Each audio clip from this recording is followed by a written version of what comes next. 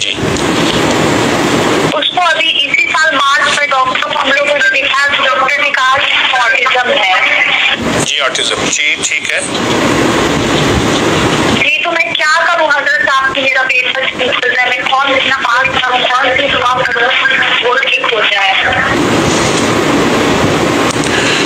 آپ ایسا کریں, آپ صبح نا سورۃ یاسین صرف ایک بار پڑھیں.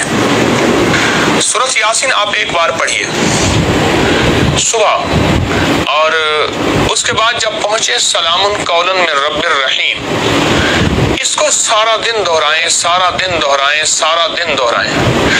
اور جن دنوں میں سورۃ یاسین نہیں پڑھنی ہوتی ان دنوں میں کوئی اور پڑھ لے, اور جب سلام قولا من رب الرحیم پہ پہنچیں وہ آپ سارا دن دہرائیں, بہت زیادہ سارا دن. اور بیٹے کا تصور کر کے, یہ سورۃ یاسین قرآن کا دل ہے, یہ اس کا دل ہے.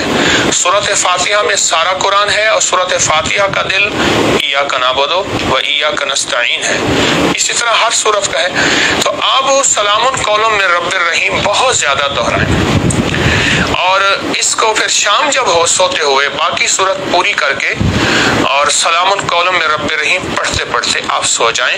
صرف 40 دن, 70 دن, 90 دن یہ کر لیجئے استقامت کے ساتھ, ذمہ داری کے ساتھ.